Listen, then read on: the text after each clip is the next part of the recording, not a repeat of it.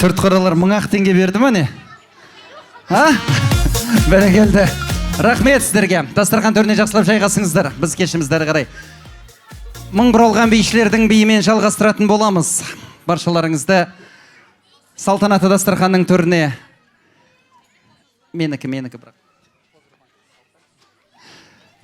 Дастархан төріне жайғасыңыздар. Қазіргі ортаны кеңірек ашыңыздар. Сіздер үшін Әнкәрім би ансамблі. Әсем, көркем би сіздердің құрметтеріңізге арнайды. Қабыл алыңыздар.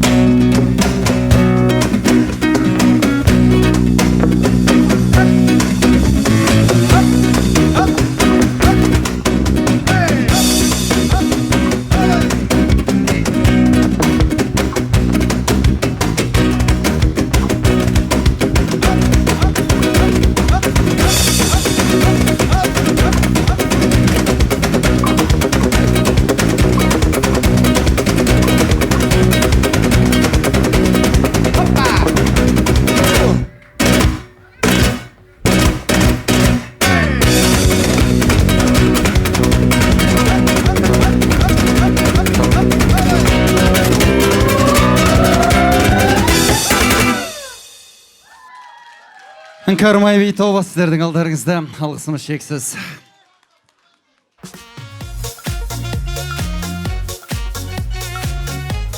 Біз ақ тілектерді әрі қарай жалғастырамыз. Ортаға айқары көзбен айнам көздің нағашылары жадыры Ақниет, Нұрдәулет, Айкерім, Айсана, Айдын, Мағжан, Тоқжанды ортаға шақырамыз. Қош келдіңіздер. Құрметпен қарсы алайық сіздерді. Келіңіздер ортаға.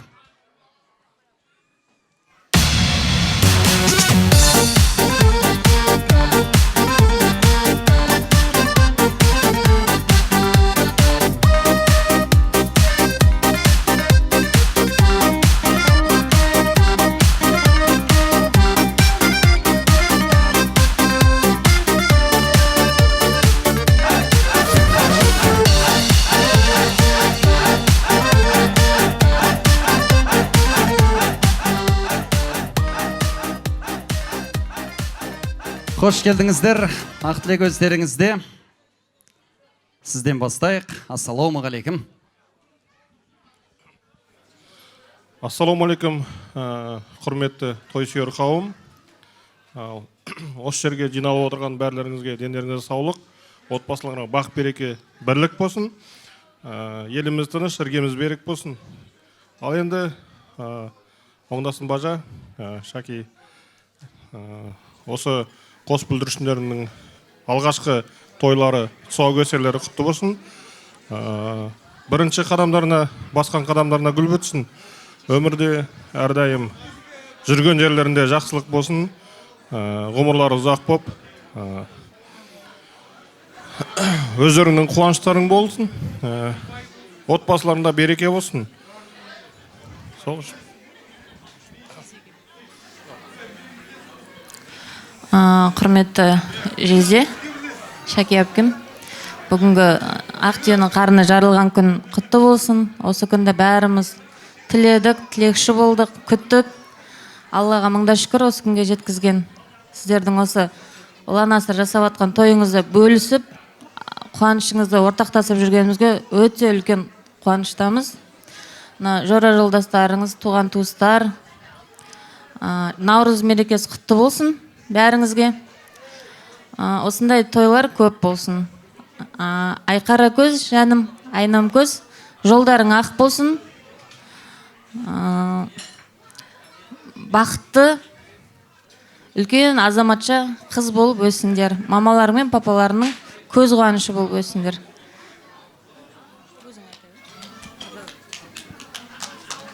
Ал, бірінші ассалаумағалейкум. Тойға келген тойшыл қауым. Барлықтарыңызда бүгін келіп жатқан ұлыстың ұлы күні Наурыз мейрамдарыңыз құтты болсын. Ал екіншіден, Бажеке, Шаки, көз қуаныштарының бірінші алғашқы қуаныштары құтты болсын. Алла тағала өмірлі, ғұмырлы қылсын. Ізіне ере берсін жеткіншектер, үлкен азамат болсын, болашағы жарқын. Сендердің осында әрдайым қуаныштарына, жақсылықтарына куәгер болып, өсіп тойлатып жүре берейік. Бағандан бері 40-тың бірі қыдыр дейді ғой. Үлкендеріміз қанша жақсы тілектер айтылып отыр. Сол тілектер қабыл болсын.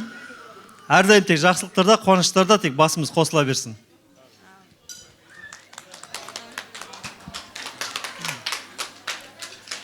Құрметті ағайын, мына тойымызға, әпкеміздің, жездеміздің тойымызға сыйлап келіп отқандарыңызға рахмет. Тойларыңыз құтты болсын. Мерекелеріңіз, Наурыз мерекесі құтты болсын. Тілектің артығы болмайды. Айтылған барлық тілектерге қосыламыз. Еліміз аман болсын, жұртымыз тыныш болсын. Жаңа елбасымыз құтты болсын. Осы екі балапанымыз үлкен болып, ер жетіп, еліне елеулі, халқына қалаулы бір орны бар, азамат болып өссін. Барлықтарыңыздың үйлеріңізде той болсын. Рахмет сіздерге. Той жұғысты болсын. Бұрындары сол Бурный жақта кездесіп тұратын едік, енді Астанада кездесіп жатырмыз. Қуаныштарыңыз жағынан болсын. Ауылға тойда отпуск кезінде жасайсыңдар ғой, барам өзім. Қуаныштарыңыз құтты болсын ағайын. Ал ендеше біз сіздерді қазір ғана биледіңіздер ғой, бір сағат. Билетпей отырғызайын, бірақ алып келген сый-сияпаттарыңыз табыс етіңіздер. Қос құлыншақтың қуанышында кездескенімізге қуаныштымыз бізде. Сый-сияпаттарыңыз табыс етіңіздер.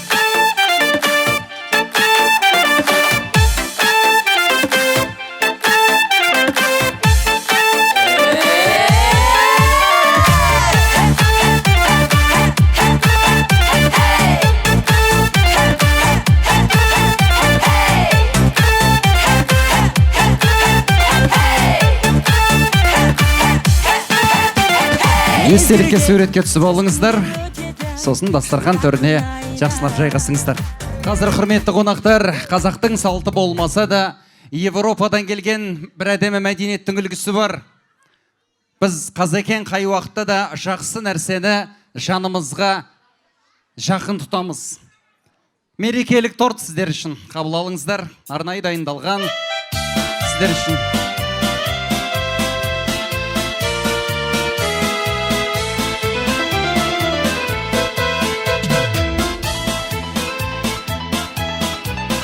қаттырақ шапалақ. Хүйде!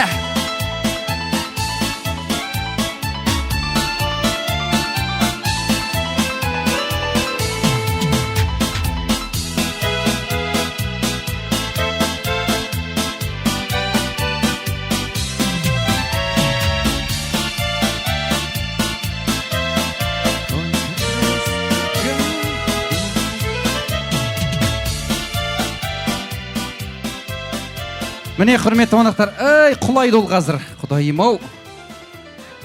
Балақайлар кішкене. Осы музыканы естісем, садиктегі Зәуреш апай есіме түсіп кете береді. Зәуреш апай бір күні мені сабап, Әліпбаева Зәуреш деген апай ғой. Сөйтсем, інісі екенмін ғой мен ол кісінің. Ол біздің үйдің қызы екен ғой.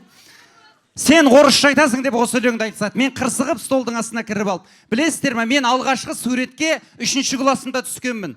Құрмет тақтасы үшін ғана. Оған дейін суретке түспегенмін. Неге? Сол недәрі маған орысша өлең айтқызды деп столдың астына кіріп кете бергенмін ғой. Содан кейін суретті 3-ші класста көрдім. Осы өлеңді бірінші айтқан өлеңім еді. Сол мен келді мына торт. Қараңыздар, Құдайым ау. Біздің кезімізде торт тұрмақ. Палатканың астынан алма беріш деп қолымыз созып тұратын едік қой бұлай. Алма беріш деп. Келіңіздер, мына торттың ең алғашқы тәтті дәмді бөлігін ырымын жасайық енді. Бірақ өзі бір қорқыныштылау екен, құлап кететін сияқты ма? Папасы қайда? Пусть бегут неуклюже пешеходы по лужам, а вода по асфальту рекой.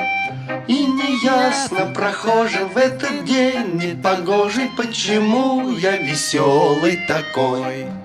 Ах, я играю на гармошке у прохожих на виду. К сожалению, день рождения только раз в году. Бәрекелді. Құдайым ау, мынау шарикті де жейміз бе? Бәрекелді, рахмет, сөйте қойшы, қалтырап кетті ғой өзі. Қорқынышты екен. Өзім 4 тілде сөйлейм. Мамандығым солай. Бірақ орыс тілін әлі күнге дейін сөйлей алмайым. Білмейм, сол орыс тілін үйрендеген кезде мен бір теріс қарай жүрдім. Бізге орыс тілінен сабақ беретін мұғалімнің өзі орысша білмейтін көкейде. 5 упражнение жазып келеміз дейді, болды. Со 5 упражнениемен біттік қой, аяқтадық. Бір күні студентпін, 1-ші курстамын. Содан барлығымыз 9-ші майға дайындалып жатырмыз. Мамандығым хор дирижері, 1-ші мамандығым. Содан тұрдықты жаңағы Катюшаны айтатын болдық қой.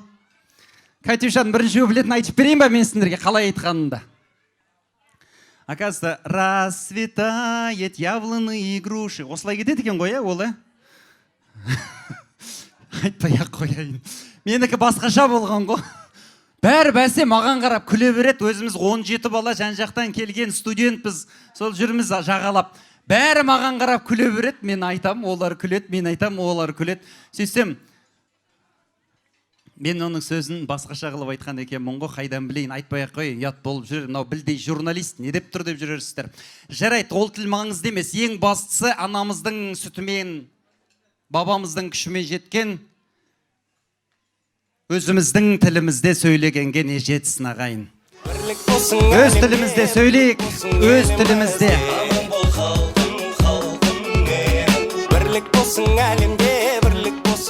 Рахмет. Ең болмаса, мына әнші сияқты 2 өлең жаттап алыңыздар. 98 рет айтады осыны. Бірақ бұл хит болды кезінде. Келесі ақтілекті өздеріңізге береміз.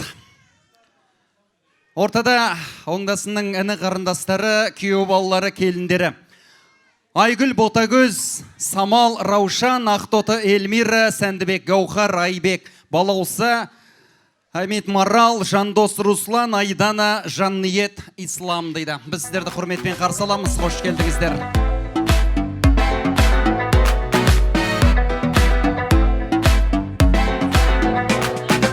Бит биле,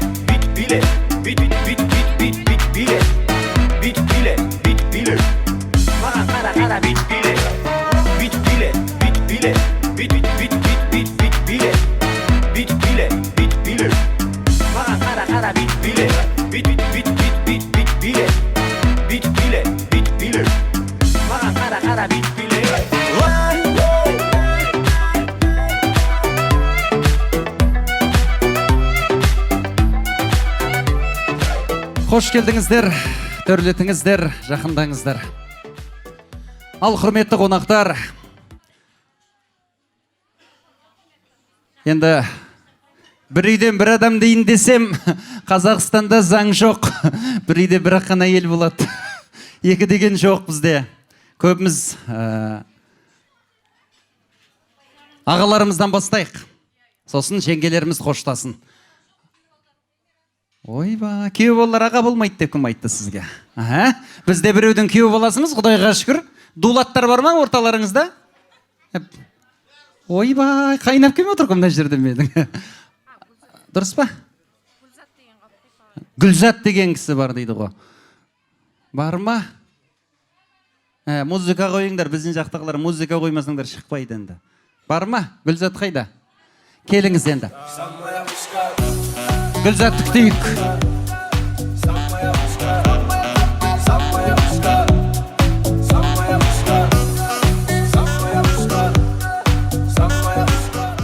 Келіңіз енді. Ал, жарайды. Келдіңіз бе? Құдайым, Гүлзат дегенге мен бірде 90, 60, 90 шығар десем, сіз одан да жіңішке екенсіз. Қош келдіңіз.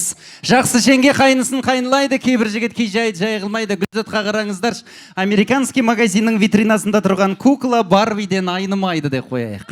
Қош келдіңіз. Құрметті тойшыл қауым, жиылған жұрт, барлықтарыңызда мына бүгінгі себепкер Оха мен менің Шаки жеңгемнің қуаныштары. Барлықтарыңызға той құтты болсын деймін. Нағашеке, той қыласын. Барлықтарыңызды бүгінгі Наурыз мерекесімен, әз Наурызбен құттықтаймын. Барлықтарыңыздың шаңырақтарыңызға, отбасыларыңызға бақта келсін. Ал сіздерге тілейтінім, кішкентайларыңызға ұзақ ғұмыр, мына Қазақстанның керемет азаматшалары болсын, соның қызығына тоймай жүре беріңіздер. Бүгінгі айтылып атқан тілектің бәрі періштенің құлағына шалынсын. Қалған қыздар жалғастырар. Айгүл.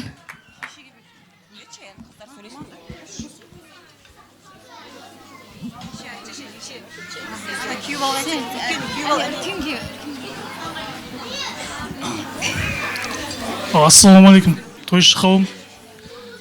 Оха, жеңше бүгінгі мына қуаныштарың құтты болсын. Кішкентайлар үлкен азаматша болып, елдің елеулі, халықтың қалаулы қыз бола берсін. Әрқашан қуанышымен қуанта берсін сіздерді. Үлкен биіктерден көріне берсін. Баршаңызға осындай қуаныш тілеймін. Әрдайым осындай тойда кездесейік. Оха мен жеңшенің қуанышында кездесе берейік.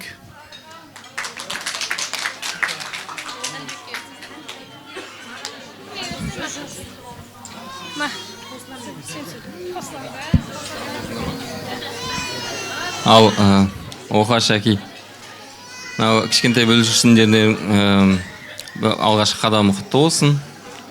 Ал, өмірге басқан қадамдары нық болсын. Үлкен жетістіктерге жетсін, дендері сау болсын. Сол семьяларыңа бақыт тілеймін. Артында енді іні-сіңлілері көп болсын. Соның куәсі болып біз жүре берейік. Еліміз тыныш болсын, Наурыз құтты болсын.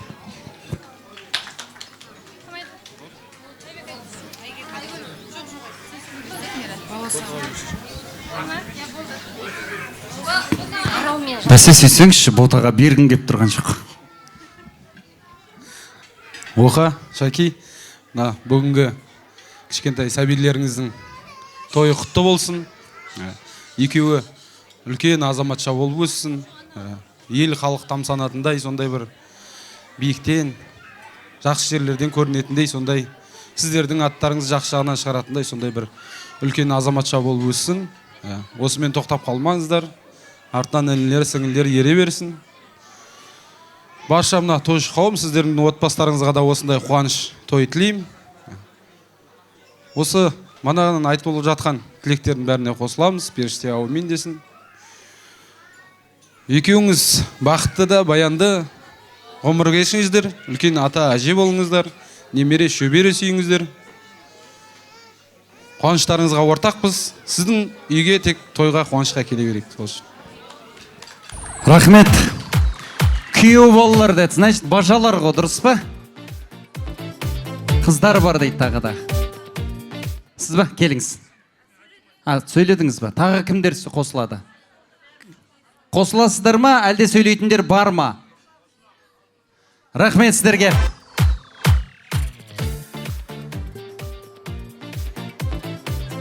Келсеңізші. Ал құрметті қонақтар, енді мен кішкене айтып кетейін. Біздің осы Астанада шындыққа келгенде ең үлкен ағамыз міне осы. Менің қайнағаммен аттас, атын айта алмай. Ағамыз осы, жанашырымыз осы. Осы енді адамның тойда жақсылығын айт дейді ғой. Сол ағамыздың міне жақсы, осы ізінен ерген міне інілері, қарындастары, бәрі куә. Осы ауылда той болса, қыс демейді, жаз демейді, қарамай, алдына қарамай, артына қарамай жетіп барады. Бәріміздің тойларымызға ортақтасып, шын ақ көңілмен, ақ ниетпен, оны тек ер адам жасамайды енді, қасында міне аппақ Шаки әйел адам қасында қолғабыс болмаса, ол ер адамның қолынан келмейді. Сондықтан да міне Шакизатты өзім сондай бір жақсы көретін жеңгем, қатты мақтағым кеп тұр. Ақ көңіл, аузын ашса ар жағынан барлығы көрініп тұрады сондай. Әрқашан бақытты болыңдар. Кішкентайларың тек қана осы Шакизат саған ұқсап, сондай мінезі өте байсалды, көрікті, қалай айтсам енді, сөзбен айтып жеткізе алмаймын, шындыққа керек. Байсалды, өте ақылды болсын, саған ұқсасын қыздарың, тек қана жақсы жерлеріңді алсын, жолдары ақ болсын, ешқашан ауырмасын. Осы Астанадан аңсаған барлық армандарың орындала берсін. Сол тілекті міне бүгінгі сондай керемет мейрамда, осындай Астананың тойханасында тойлап, осы күнге жеткізген Аллаға мыңда бір рахмет айтқым келеді. Біз сендерді жақсы көреміз. Рахмет сіздерге.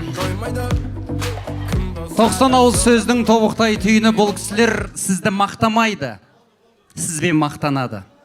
Соған лайықты болыңыз, аман болыңыз. Досыңды өлтіргің келсе бетіне мақта деген сөз бар.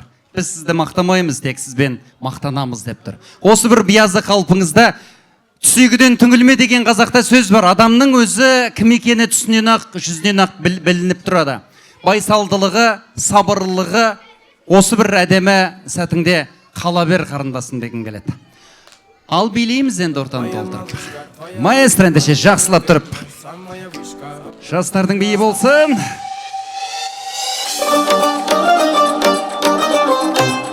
Ай, бәрекелді.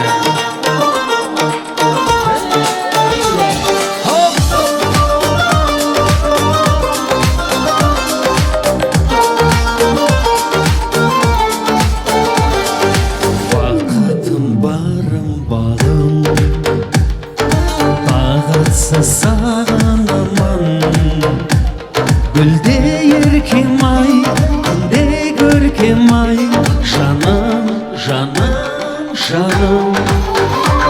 Yüreğim, yüreğim, bakalım özünde bilemem. Yüreğim, ayay yüreğim, arruğum edemem gülledim.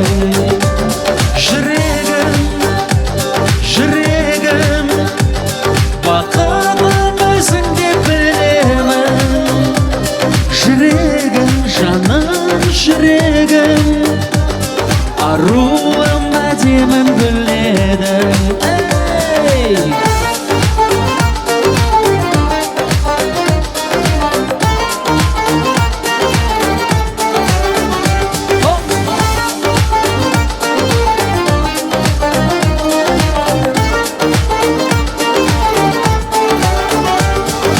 Tetті bal şarının Kasımda kal Алшы күнім еркелетейін еркелетейін гүлім гүлім гүлім жүрегім жүрегім бақытым өзіңде білемін жүрегім аяй жүрегім аруым әдемі гүледің жүрегім жүрегім бақытым өзіңде білемін жүрегім жаным жүрегім аруым әдемі гүледің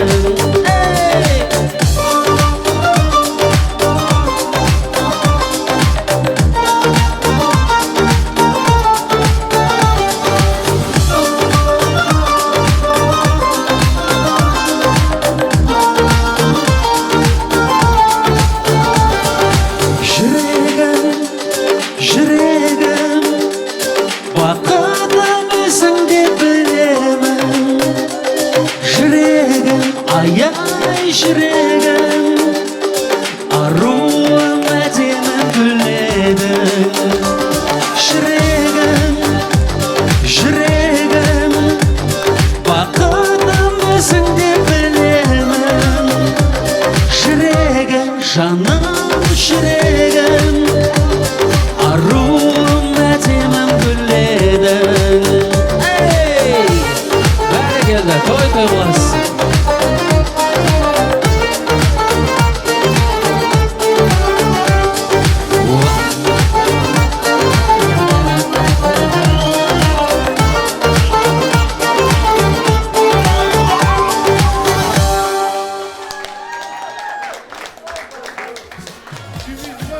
Рахмет сіздерге. Дастархан төріне жайғасып біз ортаға биші қыздарымызды, биші ұлдарымызды шақырамыз. Іңкәрмай би тобы сіздер үшін келесі биді.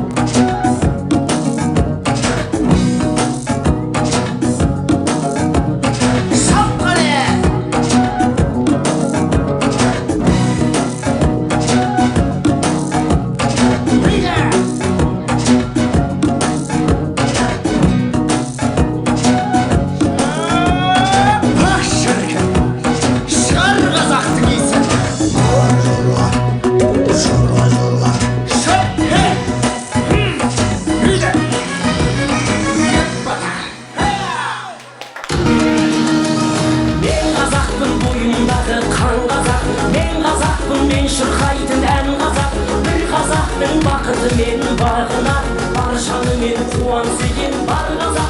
Мен қазақпын, түрім қазақ, тіл қазақ, мен қазақпын, мен айтатын жыр қазақ. Сүйек болсын, тірек болсын мың қазақ, сүрінгенде бүлінгенде бір қазақ. Осы мен қазақпын деген әнді естіген кезде шынымен де теміренбеген адам қалмаған шығар, бірақ бұл әннің сөзін Лахалының жігіті жазды деген кезде тіпті орнымнан атып тұрғанмын. Менің плейлистімде бұл ән күнде 6 рет қойылады. Өте жақсы ән, рухтандыратын ән. Әрине осындай әдем әндер дүниеге келе берсін. Келесі кезекті ортаға біз ұжымға бергіміз келіп тұр. Шәкизаттың ұжымы, аттарыңызды атамай-ақ қояйық, түстемей-ақ қояйық, бірақ біз сіздерді құрметпен ортаға шақырамыз. Қош келдіңіздер, Шәкизаттың ұжымы.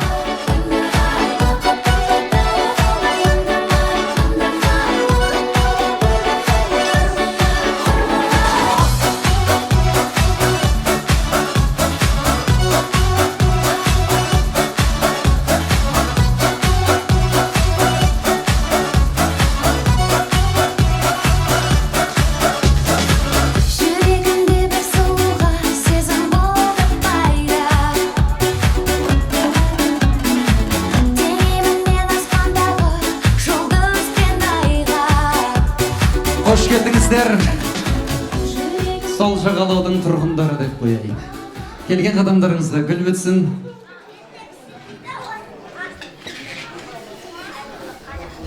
Жұмысымды айта берейші. Бітіртетін бірақ жұмысым бар еді. Мен келген кезде танымай қалмайсыздар ма? Танымасаңыздар тиісем қазір тұрып алып.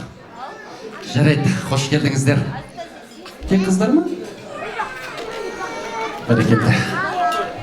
Главный бухгалтер кім? Начальник кім? Ол экономистен бастайық. Қош келдіңіз, үлкенсіз ау деме? Біз білмеймін, мен коллектив шыққан кезде бірінші директорге берем, екінші бухгалтерге берем. Значит, экономистен бастаймыз. Қош келдіңіз.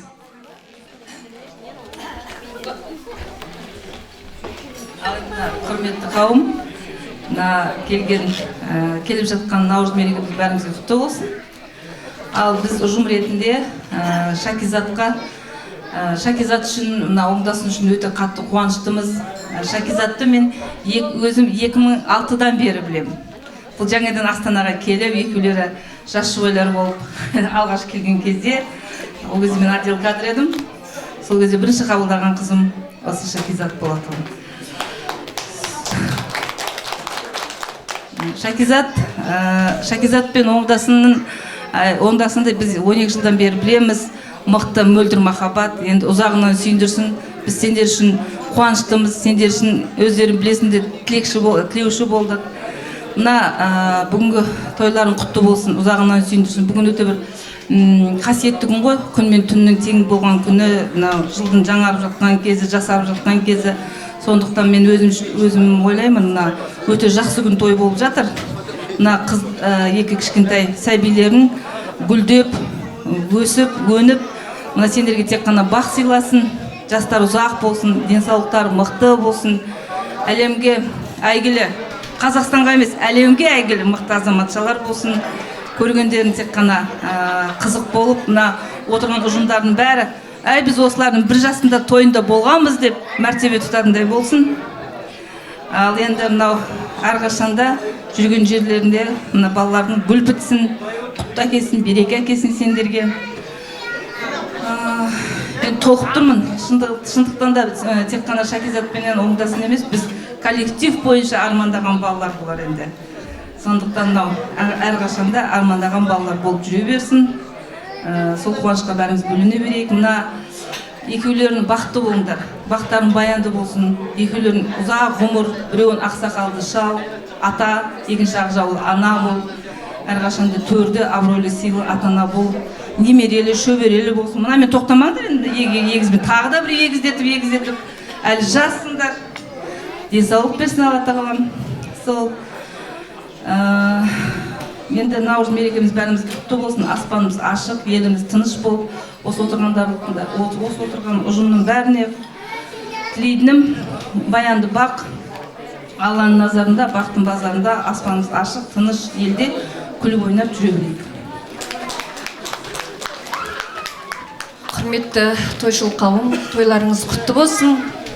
Мен мынау Қарағанды Жаңарқаның Жағалбайлы қызымын. Сәкен Сейфуллиннің жерлесімін.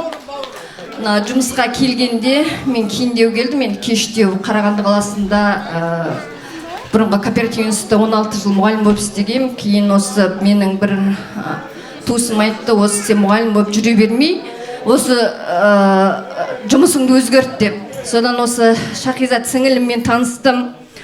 Бұл екеуміздің тағдырымыз бірге болды. Мен үлкенмін Шахизаттан. Менде де 15 жыл бойы кішкентай көрмегем. Бірақ Алла тағала осы ғылым және білім министрінің ұжымы өтте бізге сондай бір берекелі, құтты жер болды. Мен декретке шығарда сіңіліме батамды беріп кеттім. 15 жылдан кейін отбасыма Ақжол деген жігіт келді.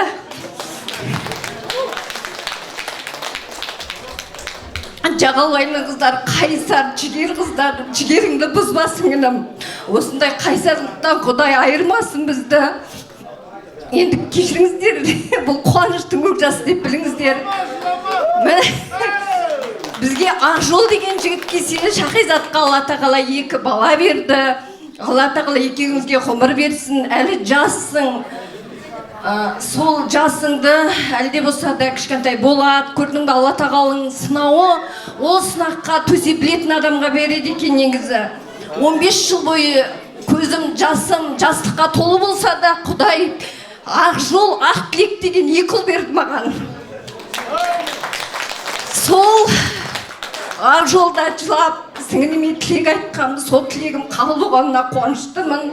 Екеуіңіз өмірде шаңырақтарыңыз шайқалмай, осыншама зарыға күткен балаларыңыз, Құдай Алла тағала жолын ашсын сіздердің. Балаларыңыздың жолыңыз ашсын, 2 анамыз аман болсын. Бұл анамыз біз күлсек, біз жыласақ, бірге жылаған аналар өз басымнан өткен кей адам түсінбейді, тағдырлы басынан өткен тәлкекті көрген адам түсінеді бұндайды. Бірақ мен ойнайын, бұл қуанышқа, қызыққа сенің жақының көз жасыңды сүрткен адамдар келді деп ойлайын. Осындай қиындықты, қызықты бірге бөліскен ағайын, туыс, барлықтарыңыз аман болыңыздар. Заманымыз тыныш болсын, денсаулықтарыңыз мықты болсын. Кешпесе де, Алла тағала сынағымен берсе де, балаларыңыз, қыздарыңыз үлкен, биік шыңдардан көріне берсін. Сізді де мысалы төзімділігіңізге, сіңілімдің көз жасын сүртіп жүріп осы уақытқа қуанышқа келгеніне өтте Алла тағаланың алдында басым дейіп рахметімді айтам. Жақсылық болсын, Жағалбайлы қыздары жігерлі өсе берсін, өрлей берсін. Жағалбайлы жасасын, Қазақстан жасасын, біздің отбасылық мынау ұжымымыз жасасын. Осындай ұжымға келгеніне мен өте қуаныштымын. Біреуі көз жасымыз сүртсе, біреуі қуанышымызбен өмірі бірге болдық. Енді жаңа мына жерде біздің бастықтарымыз бір себептерден келемей қалды. Гүлбаршын Тұрсынбай, Найгүл Хасенова деген кісілер ылғи ізгі тілекпен енді жұмыста сұрана беруде болмайды. Бізді сендер бара беріңдер, қай жерге барушы едіңдер деп сондай бізді жіберіп тұратын постоянно. Сол Алла тағала біздің осы ғылым және білім министрінің арқасында бір жақсы жер, жақсы бір ниетті жер болып келді сіңілім. Сондықтан Алла тағала кеш берсе де, енді әр қарай сенің көз жасыңды көрсетпесін.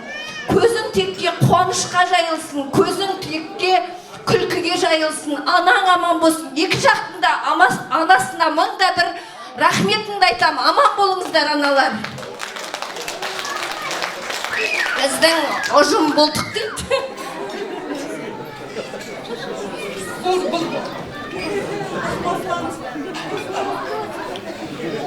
Көрдіңдер ғой, Жағалбайлының неліктен жылқысын көптігінен бағалмай жүрген. Бәрекелді! Қыз жібектің қайын сіңілсі ғой, қайнады қанша дегенмен. Ал қосыламыз, қосылу үшін келгенбіз. Дұрыс па? Ақшаны да қостыңдар ма? Беріңіздер енді былай қарай. Рахмет сіздерге, той жұғысты болсын. Талғат, Айжан, Алихан, Құдайберген, Нұргүл, Ерлан, Дана, Бағдат, Диана, Әлібек, Жанерке, Нұғыман дейді. Осы кісілерді ортаға шақырамыз, қош келдіңіздер. Бар ма ортамызда?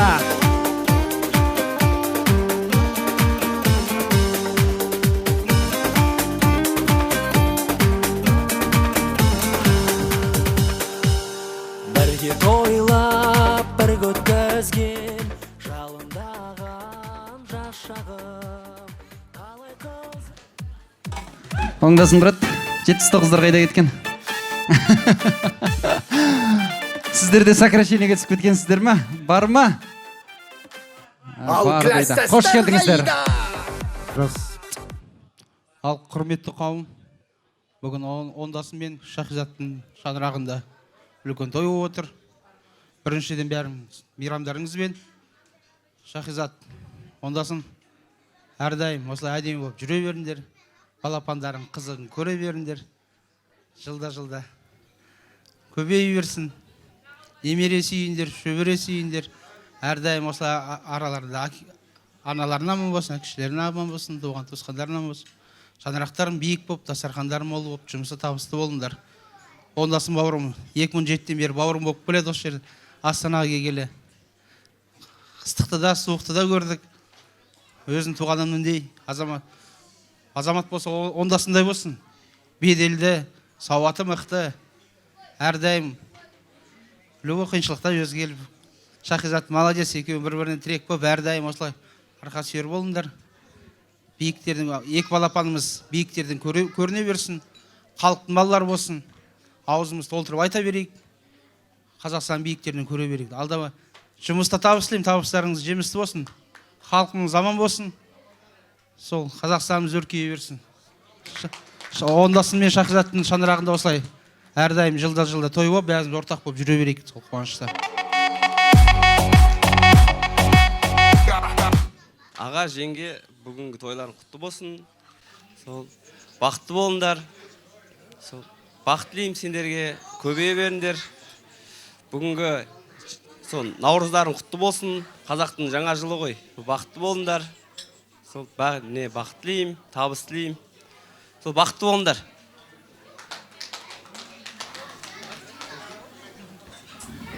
Жеңге, аға, бүгінгі тойларыңыз құтты болсын.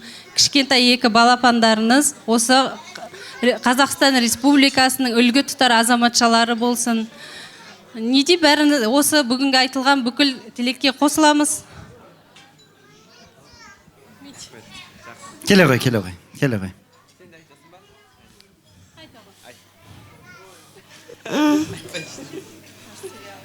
Бақытты болсын деді. Тілек айтасың ба? Ән айтасың ба? Туған күніңмен деп айтамын. Туған күніңмен деп. Жалпы түсіндіңіздер ғой, Бәрекелді. Қазақтың жаңа жылы ғой деп жатырмыз. Бұл төбе бір түркі әлемінің жаңа жылы бүгін ғана күнмен түн теңеседі. Яғни кеше. Бүгінден бастап түн қысқарып күн ұзарады. Сөйтіп алда ұзақ күн мен қысқа түнге де келіп жетеміз. Жер босанады, көкке уыс тиеді. 31-дегідей қалшылдап қатып жүрмейсіздер. Сондықтан да жаңа жылдарыңыз құтты болсын, ағайын. Жаңа жыл құтты болсын. Ал келген сый-сияпаттарыңыз, табыстауларыңызға ұқсат.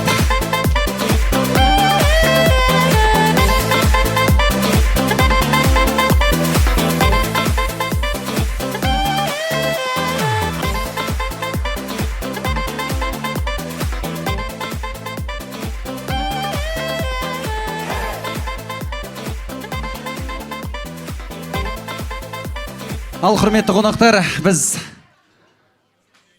90 ауыз сөздің тобықтай түйінін шығаратын сәтке де жақындап қалдық. Сондықтан шаршап отқандарыңыз бар шығар, жиелетіп жатырым тостың арасын. Айбеттеңіздер. Сөйлеп кеткендер отырған шығар. Мыналар сөйлей бере ме, жап-жас болып, біреу айтып қалған тыңдамай ма деп. Жоқ, сіздер сөйлеген кезде біз де тыңдағанбыз. Тілек айтылу керек. Бірақ ең бастысы ниеттеріңіз ақ болсын, ағайын.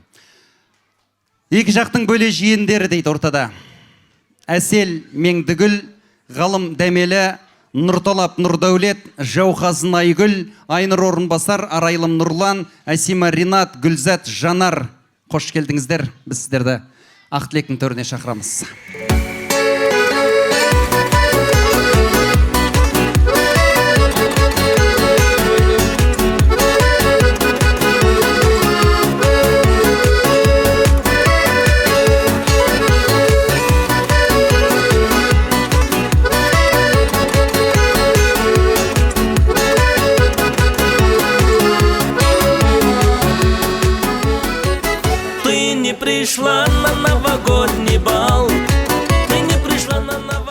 Мұны әншінің орысшасы менің сияқты екен өзі.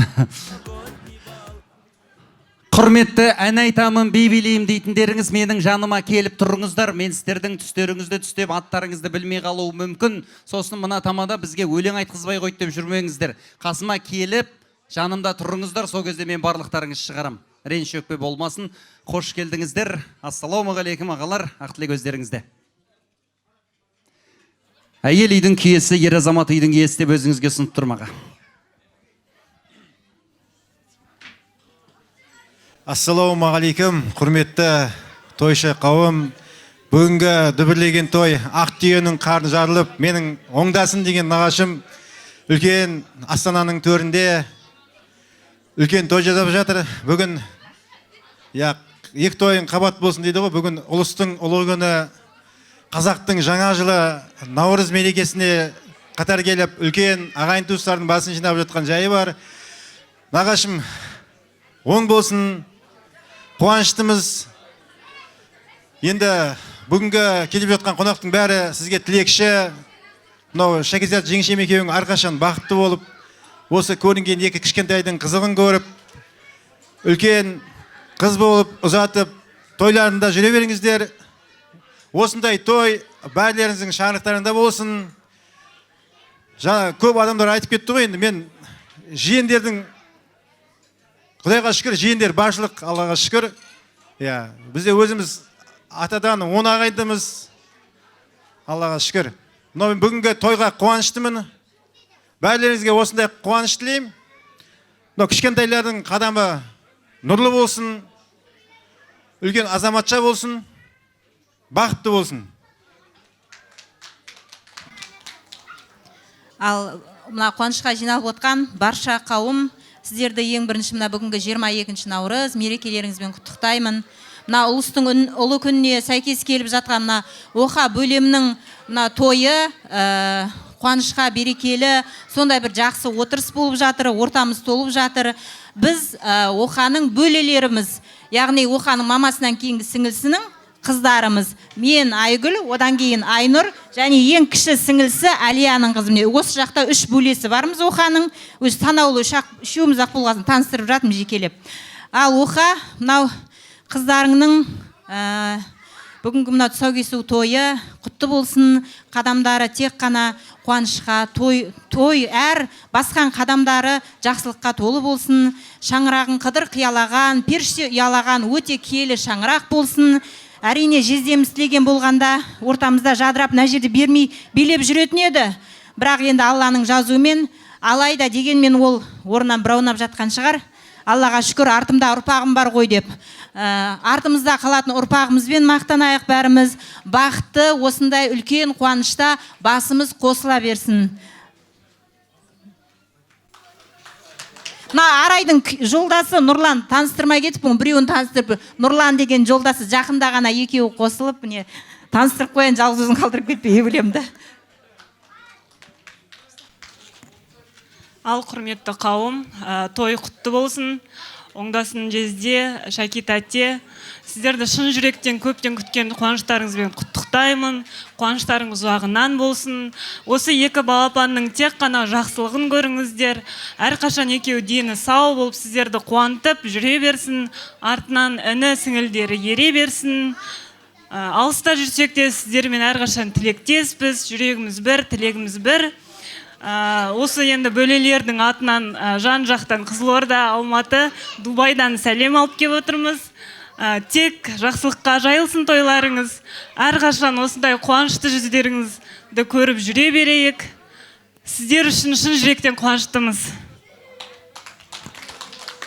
Оңдасын аға, Шакит әте, сіздердің бүгінгі кішкентайларыңыздың тұсаукесер тойы құтты болсын. Сіздерге әрқашан қызығын көрсетіп, шауып жүре берсін. Оңдасын аға дейтінім, мен өзім руым Төртқара, Оңдасын мен ағам, Шакит әте мен бөлем. Төртқараның қыздары би болады дейді. Осы екі қызыңыз Төртқаралардың арасында би болып жүре берсін. Осы егіз қыздың артынан Алла жазса, егіз ұл әкелулеріңізге тілектеспін.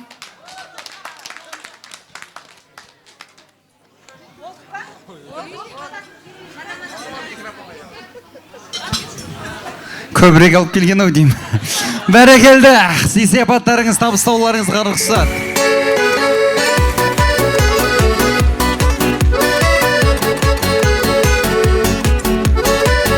Рахмет сіздерге. Сый-сияпаттарыңызды беріп, дастархан төріне жайғасыңыздар. Қазіргі ортаға суретке түсек дейді. Құдайым ау, мына кісіге бір көп ақша төлегенсіздер ау деймін, иә. Менің жарты сағаты уақытымды осы суретке түсіріп алып кетті. Қазір төлейсіз маған. Мен осыдан самолеттен кешігейін, келесіге билет аласыз. Ал жақсылап тұрып қане суретке түсіп алайық, естелікке бүгін күннен.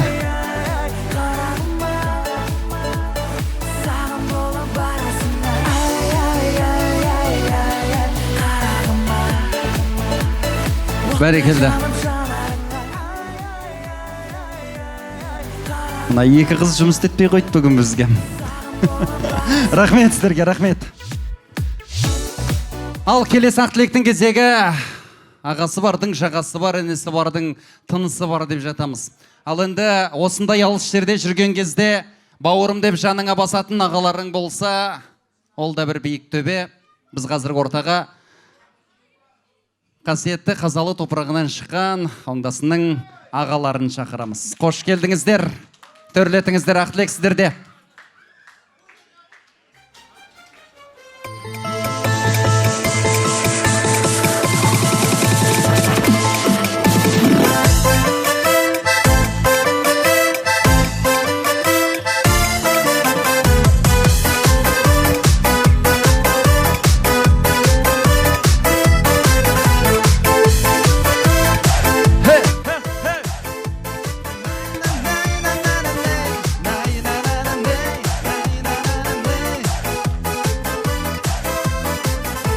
Көргенде сені қысылам жаным, не керек саған осынан бәрін.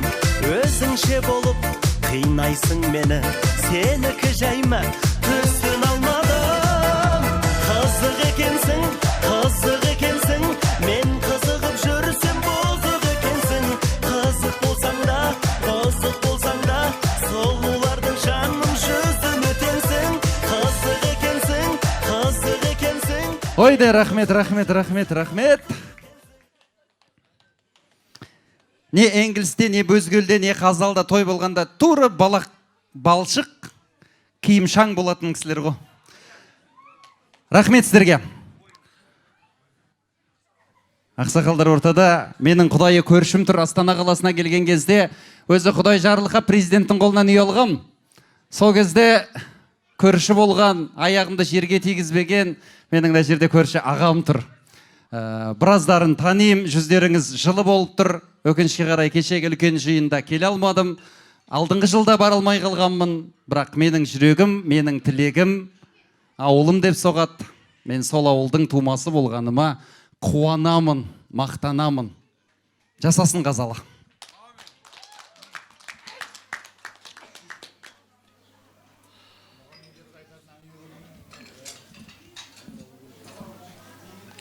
Құрметті бауырларым,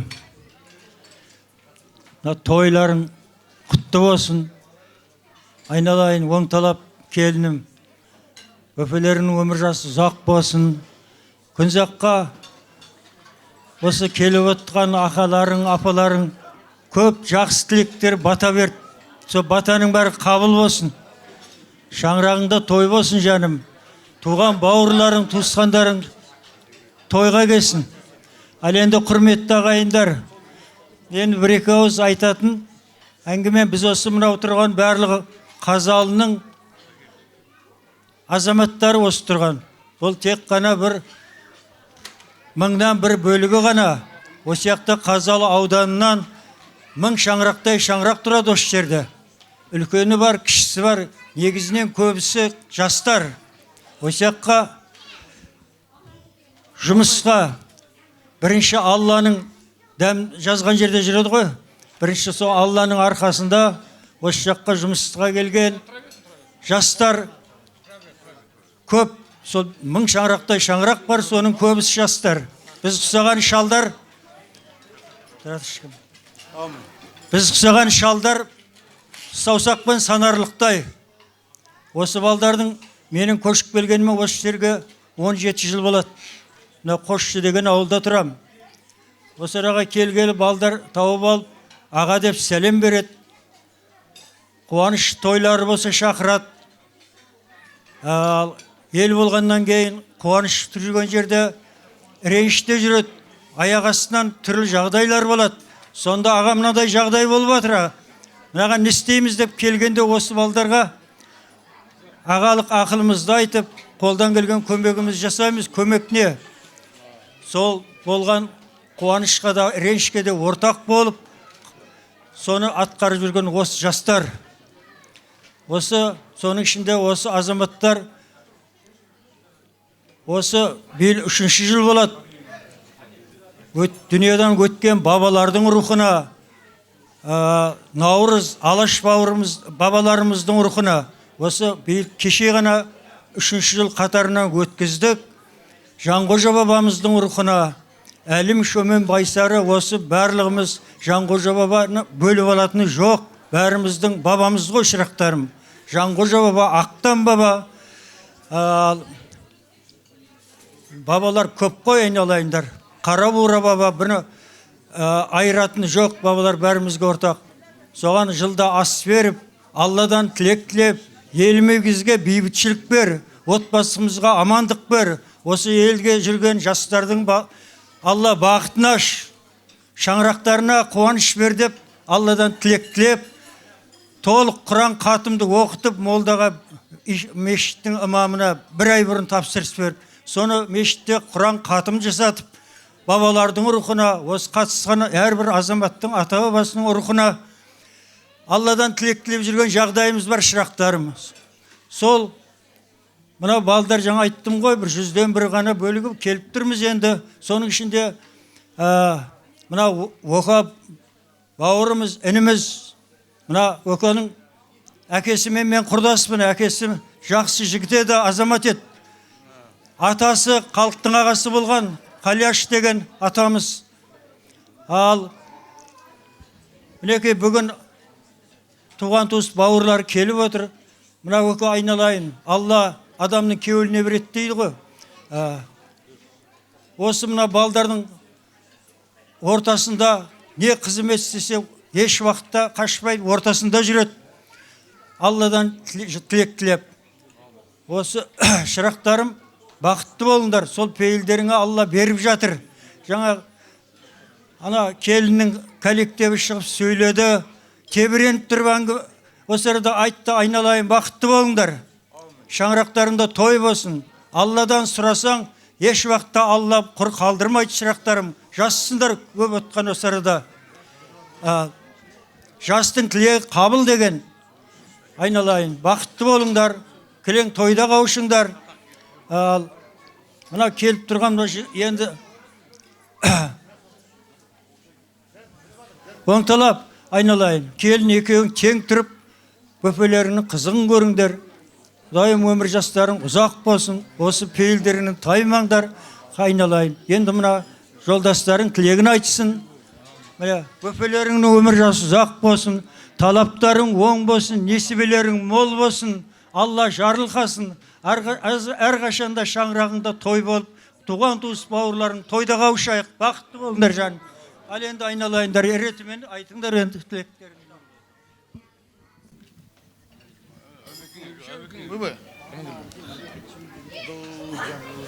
Құрметті мына тойға жиналған қауым, қош келдіңіздер.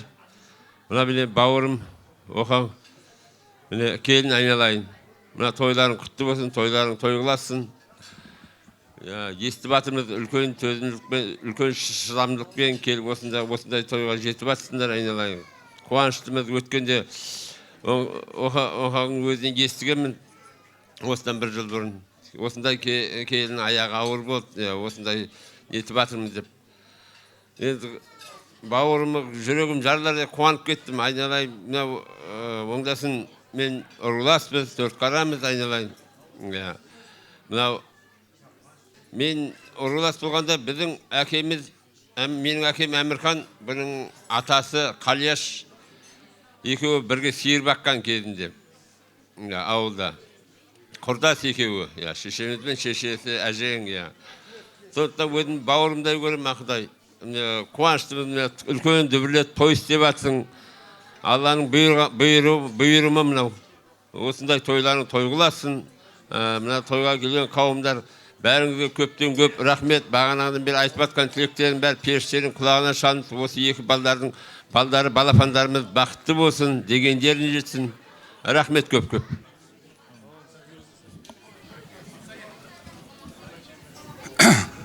Ал құрметті ағайын, мына тос білдіріп отқандар барлық қазалықтың тумасы.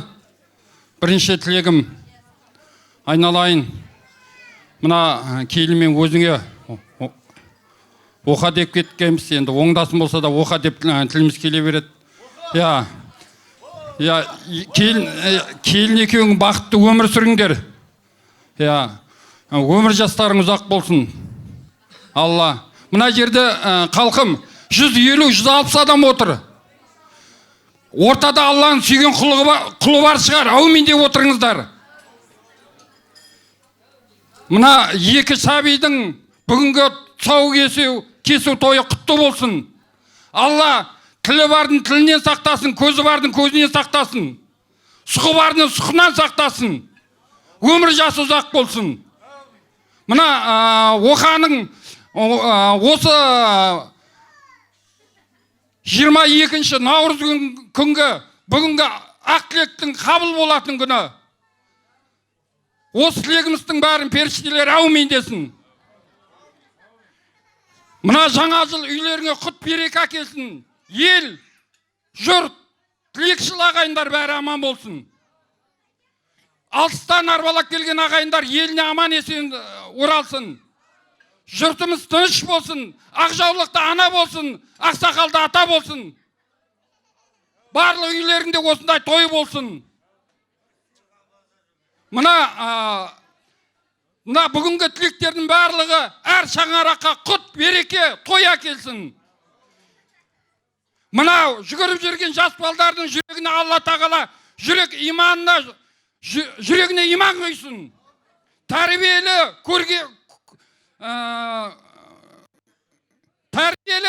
көргенді семья, сыр бойдың жігіттері мен қыздары деп сол сөзге тойып жүре берейік. Кеше ақсақалымыз айтып кетті, садақа береміз 3 жылда. Алла ниетіміз түзу болсын. Тойға келсек те, мешітке барсақ та, біз ниетімізді түзу барайық. Шын ниетпен барайық. Сонда Алла осы 150 адамның бір адам сүйікті құлы болса, соның тілегін Алла тағала қабыл етеді. Бәрінде әумин деп отырыңыздар. Біз білмейміз кімнің сүйікті құлы екенін. Сондықтан ана жерде әңгіме, мына жерде әңгімені тоқтатыңыздар. Тілек айтып жатқанда үлкен кісілер сөйлеп жатыр. Айналайын, біздің атамызды көргенді бала деп кетеді сол кезде бізді. Ол сөз атамызға тиеді. Сондықтан көргенді бала деген сөзді, көргенсіз деген сөзді естіпейік. Мына Ақмоланың адамдарынан. Сондықтан біз көргенді, сыр бойынды, мына сайгөлікке мініп жүрген үлкен лауазымды адамдарымыз бар. Алла барлығымыз осы балдарымыз сайгөлікке мініп аттың үстінен түспесін.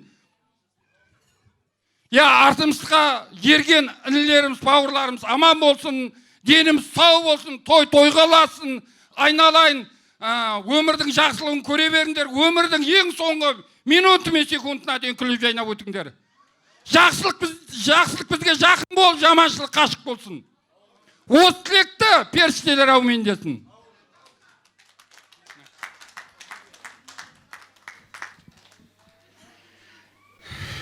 Шешеден кейін мен не дейін? Шеше, менікі де сенекіндей ғой.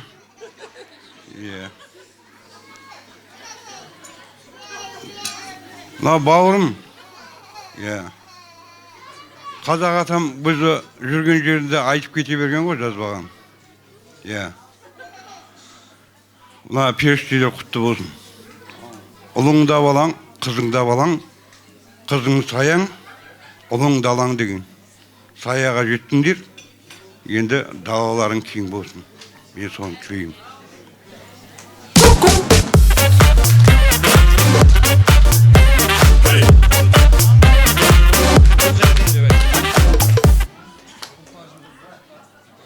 Ал мынау, құрметті ағайындар, мынау бәріңіз осы оқа бауырымызға, дастарханына, осы тойға жинағы отырсыздар.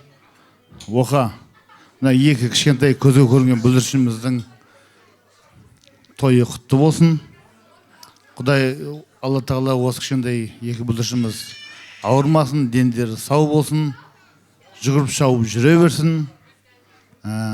Мынау құрметті ағайындар, осы мына оқа ініміздің тойына, мынау ұлыстың ұлы күні Наурыз мерекесі қабаттасып келіп жатыр. Наурыз мерекелеріңізбен бәріңіздің де ұлыстың ұлы күні құтты болсын. Ол тойдың үстіне мына келіп жатырмыз. Мынау күнде машинада жүргенде, үйде жүргіп телевизорды қосып қойсақ радионы, мына Мұхаммедер әніміздің шығып атқан дауысын тыңдап отырамыз. Соны өзіміз көзімізден көріп, Мұхаммедердің өзі, мына оқаның өзі әдейі әкеп қойған ғой. Өзімнің қазағым келіп жатыр. Ауылдың жігіттері, өзіміздің қазақ, мына Қазалының жігіттер, Қазалының жігіттері, Қазалының қыздары, Қазалы апаларымыз, басқа ешкім жоқ бұл жерде. Осы бауырларымыздың, осы апаларымыз, аналарымыз, әкелеріміздің алдында Мұхаммедерді әкеліп, сөйлетіп қойған оқа, саған мыңда бір рахмет. Мұхаммедер бауырым, саған да мыңда бір рахмет. Оқа осындай айтып, осындай тойымды жүргізіп бер дегенге келісіп, келіп, осы той жүргізгеніңе бауырым. Мың жаса айналайын. Мынау, мен осы Қаршыға әкем бар, Амангелді ағам бар, Сейілхан ағам бар, Мырзахан ағам бар, оның артында мына Әділ ағам бар, мына бауырларым бәрі тұр алдымда, ешкім үлкендік емеспін, бәрінен кішімін. Осы ағаларым бәрі қандай үлкен тілек айтты, бәрі қабыл болсын, періштенің құлағына шалынсын. Оқа оның алдында үлкен ағаларымыз, әкелеріміз, аналарымыз бәрі тілек айтып жатыр. Бәрі қабыл болсын, періштенің құлағына шалынсын айналайын. Сенің отбасыңа тек қана қуанышыңа келейік.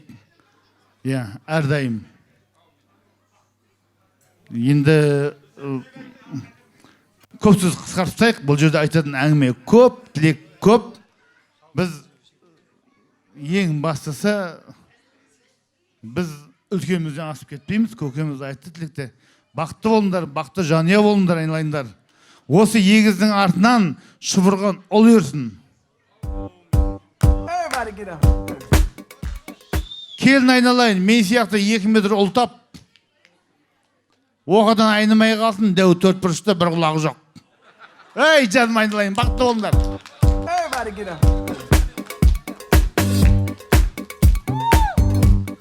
Ал, мынау, ассалаумағалейкум, көпшілік. Мынау оқа қарындасым, тойларың құтты болсын. Мынау бүгінгі жасап жатқан. Біріншіден айтарым, мынау келіп отырған көпшілік қауым, біріншіден Наурыз мерекелеріңіз құтты болсын. Ақ мол болсын, әрдайым үйлеріңізде бақыт, шаттық болсын. Осындай үйлеріңізде бір емес 2 баладан болсын бәрілеріңіздің үйлеріңізде. Мынау келіп атқан оқаның, мынау осы тұрған қауым күні кеше 21-і сағат 5-те қазақ аты Алаш, Наурыз, Жанқожа баба атына ас берген жігіттердің осы мынау ұйымдастырушы ақсақал Қаршыға атамыз ізіндегі жас жігіттер осы келіп отырған, соның бір мүшесі оғаңның тойына келіп отырған жігіттерге бір қошемет беріп қойыңдар. Міне, ал, екіншіден айтарым, мынау қош ботаң құтты болсын деймін. Оғаңға жаңа айтып атым ғой, сен күйеусің десен бірінші төс бересің дейді, жарайды деп атым. Мен де өзім жетірудың жігітімін. негізі Телеу деген рудан тараймын. Жағалбайлы деп айтып жатыр ғой. Оны бір бұрышы. Оны уақытысы келген кезінде мойындата берерміз. Ал енді айтып жатқанымыз осы жігіттерді айтып қояйын деп жатқанымыз құлақтарыңызға алтын сырға. Әр жылда, каждый жыл сайын осы ас беріп жүрген ақсақалдың құрметіне бәріміз бас иеміз всегда. Бәрлеріңіздің құлақтарыңызға алтын сырға жылда ас береміз. Сонымен бірге ат салысып отырыңыздар. Екіншіден айтарым, осы жігіт, ақсақал бастаған жігіттердің ізі Амангелді аға бар, Сейілхан аға бар, Бауыржан бауырымыз бар. Ізінде келе жатқан жас жігіттер, Мырзахан бар, Әділбек бар, Маралбек бар, анау тұрған Ғалым деген, Азат деген жігіт бар, Рахат деген жігіт бар, Әділ деген жігіт бар. Соның бір мүшесі өзіміздің ортамызда тұрған Оқа жігіт. Бір қол қошемет беріп қояйық. Екіншіден айтарым, әрдайым осындай ат салысып отырсақ, көп түкірсе көл деген бәріміздің аузымыз бір болсын. Құлақ айтылмаған сөз жетін дейді о, құлаққа жеткізіп отырған ол да жақсы. Мынау тойымыз әрдайым тойға, жақсылыққа ұласа берсін. Әрі қарай тосымызды қысқарта берейік. Әрдайым жақсылыққа, тойға жинала берейік. Әумин болыңдар.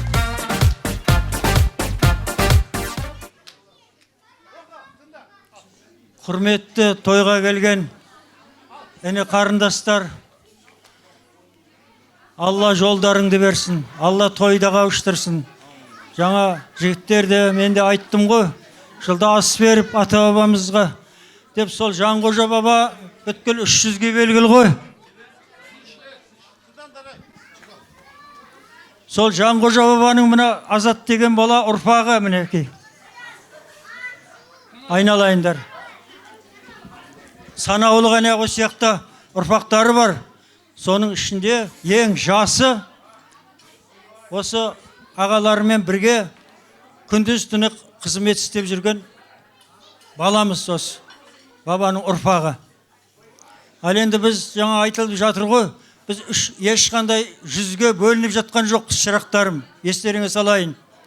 Ас бергенде Төле би баба, Қаздауысты Қазбек баба, Әйтеке баба, бүткіл елге 300-ге белгілі әулиелердің бәрін әйтеуір білгенімізше қағазға дізіп, соған қатым жасатамыз, шырақтарым.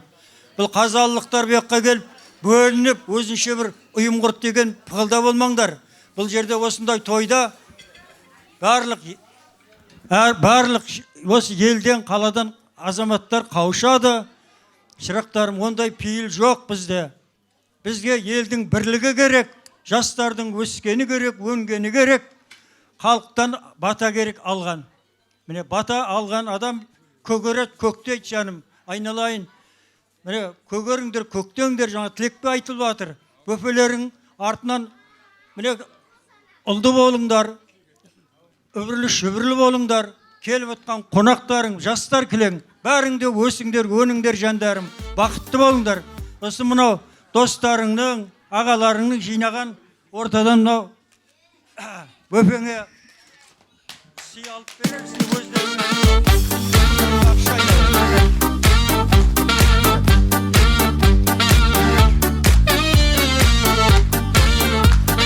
Шынымен де туған жер деген кезде көз алдыңа көп нәрсе елестейді. Жанқожа бабамыздың 7 қаруы Айғожа атамыздың ұрпағында қалған екен. Сол 7 қаруды түгелдеп өз қолыммен ұстағанмын. Таңшолпан бағдарламасын арнайы қазалыға 1,5 ай жатып, атамыздың бүкіл құрал саймандары туралы деректі фильмде түсіріп, қазақтың ұлттық арнасына Алтын Қорғада тапсырғанмын. Сол кезде Кәукейде тұрған атамыздың киген сауытын өз денеме ұстап көргенде өз жартылай ғана қалған екен. Мен ол кезде 30-да едім. Менің өзім зорға ұстап тұрдым жаңағы сауытта. Берен мылтығын барып көрдім, Қызылордаға келіп. Ұстаған қалқанын барлық 7 қаруында аман есен жеткізген екен бізге. Сондай игістердің басында жүрсіздер. 1-ші жылы болдым. Ол кезде біраз еледік. Одан кейін де өз үлесімді қоссам да, бірақ мен бара алмадым. бірақ ақпаратты қолдауға дайынбыз. Жақында осы жолы естідік, атамыздың үлкен кітабы да тұсауы кескен екен. Алдағы күндері Қазақстан ұлттық арнасынан ол кітап туралы кең көлемде бағдарламаны да көре аласыздар. Біздің қолымыздан келетіні сол, жеткіземіз халыққа, жеткізуге міндеттіміз. Қуаныштарыңыз құтты болсын. Ал енді сол Қазалыдан шыққан Рахат есімді ұлдарыңыз қазір сіздерге әсем әнді тарту етеді. Бұл кісі Оқаңның бір рудан, бір атадан шыққан жандар. Жалпы Рахаттың бауырлары қазақ өнеріне жақын жандар. Атын айтсам қазір танисыздар. Ал Рахат әзірге республиканы қоя тұрайын, ауылда ән айтып жүре тұрайын деп жүр. Бірақ қазір өздеріңіз көріңіздер, енді мүмкін республика қалып шығарсыздар. Бәрекелді, рахмет. Ал құрметті мына жердегі сұлу әжелерімізбен және де апаларымыз, және де құдашалар, қарындастар, жеңгелер, және де осы екі бүлдіршіндеріміздің сұлулық деген әнімізді табыс етеміз. Негізі Ақтөбенің сұлулар деп жазылған ән, енді баршаңызға сұлулар деп ортаға айтамыз енді. Ал екіншіден, жаңа көзгенелер, төрт қараң көзгене шықты ғой. Сол кезде Оқа ағам, бір минут. Оқа ағам, мына төрт қараң көзгенесі мына жерде ортамызда жақында танысқан деп шақырады деп әрбір күтіп едім. Негізі айтатын орын еді. Көзгене деген ретке естілетін руғы өзі. Әрбір таныстыра ма деп едім, әрбір күтіп едім. Өзі білсен, той осыныкі ғой. Мен де көзгененің атынан көзгененің сұлулар деген әнді табыс етемін. Хей! Жарайсыздар, Қазалының сұлулары қайда? Көбірек ортаға беге. Қазалылық ағаларымыз қайда? Сұлу ағалар. Хей! Беге! Өйді! Оқаның келіншегі және мен ақ жеңгем, сұлу жеңгем. Ән сіздің құрметіңізге. Хей! Ақтөбенің қыздары тәтті, таңға жайып. Ақтөбенің қыздары тәтті, ханға лайық. Жүрі жылы жүрегі жұмсақ, жанар қандай. Алақанды аялау үшін жаралғанда. Ақтөбенің сұлулары тәттілігім, жүрегімді солар үшін қақ бөлемін. Жұлдызайды күнде, ең әдемі гүлде, тең келмейді астарына Ақтөбенің. Ақтөбенің сұлулары тәттілігім, жүрегімді солар үшін.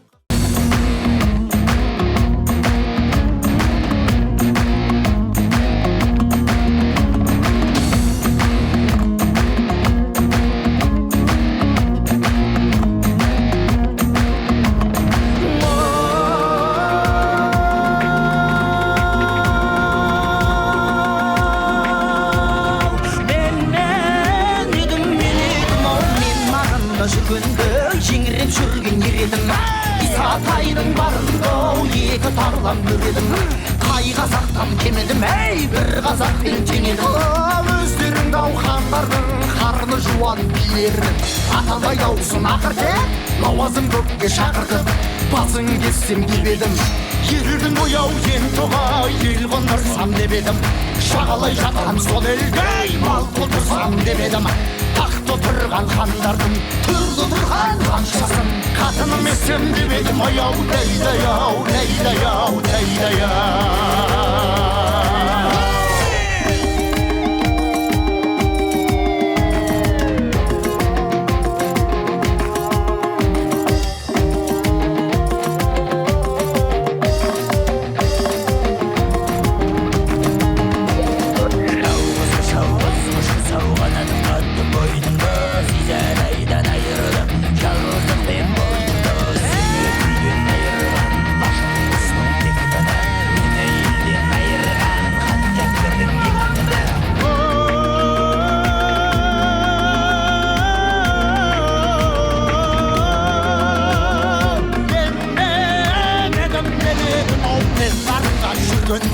еңіреп жүрген ер едім Исатайдың барында екі тарлан үрдім қай қазақтан кемедім бір қазақпен тең едім ерегіскен дұшпанға қызылға сырға жебедім жақсыларға ебедім жамандарға көбедім хан баласы ақсүйге ежелден табан аңдысқан ата дұшпан сен едің ата жауың мен едің ежелгі дұшпан ел болмаса етектен кесіп жең болмас ханым баласы ақсүйек байеке сұлтан сен болсаң сен қоспақтың баласы оңаша жерде кезіксең қайрatan алған шабақтай қиялыр соғып ас етсем қылғаның кетер демесем аяудай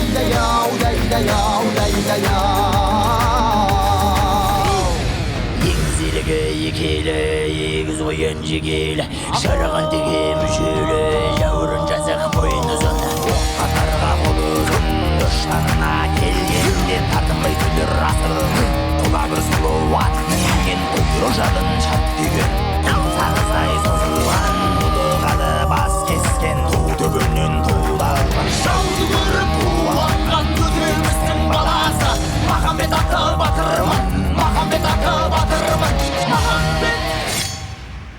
Ой, бәрекелді, рахмет. Соңғы тілекті өздеріңізге ұсынатын боламыз. Ортаға құдайы көршілері Таңатарға Кенжегүл Сәбиталия және той иелерінің жора жолдастары, іні қарындастары, сіңілілері. Ортаға келіңіздер, біз сіздерді құрметпен қарсы аламыз, жастар. Көршілер және жора жолдас, іні бауырлары, қош келдіңіздер.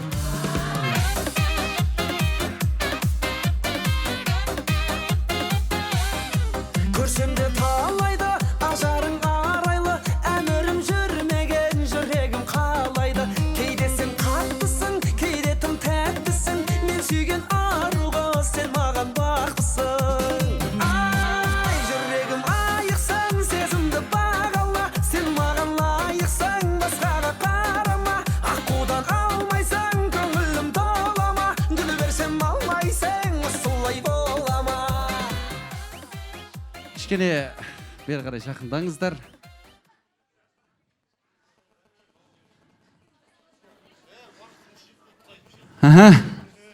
Сондықтан да бәріміз смс жазайық қазір. Телефондарыңызды алыңыздар да, тілектеріңізді смспен жіберіңіздер. Ортадан бір 4 адам сөйлеп шықсын. Ассалаумағалейкум, қош келдіңіз. 250 миллион төрт вагон кірпіш дейді ғой. Бір вагоннан бүйтіп тұрып 4 үй салып аламын. Тілектің бәрін айтып атты нарда ше. Мен айтайын тұрған тілектің бәрін айтып айтып салып атты. Сол періштен құлаған шалынсын деймін ғой.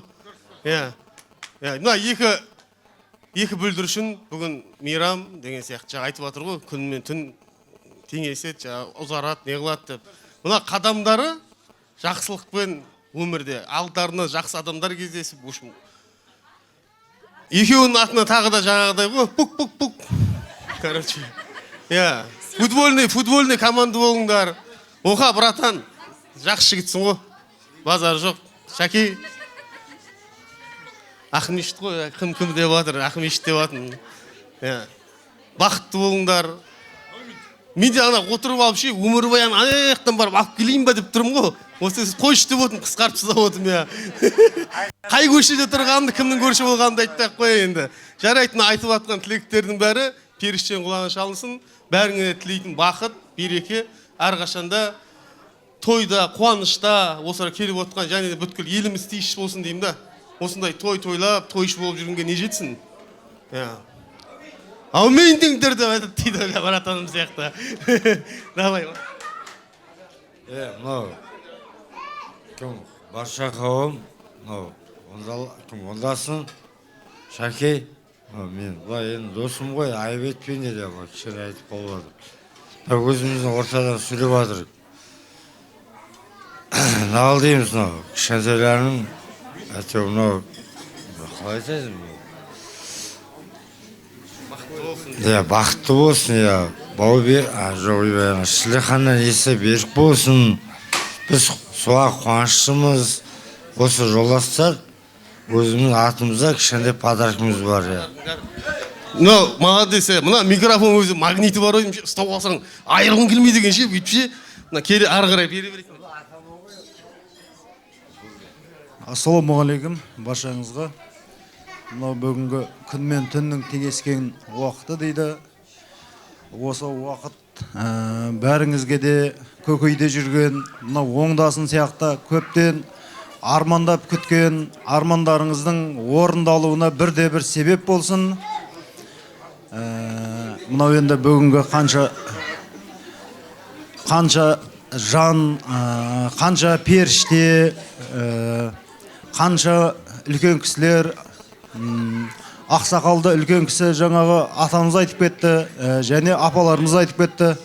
Бәрінде бір өздерінше үлкен бір қуанышпен, сондай толқумен айтты, тілекті, бірақ өте жақсы айтты. Өте жақсы тілек айтылды, бірақ қуаныштарын жеткізе алмады. Қуаныштарын жеткізе алмады. Бәрінің ішінде айтылмаған тілектер қалып қойды. Енді біздің де айтпаған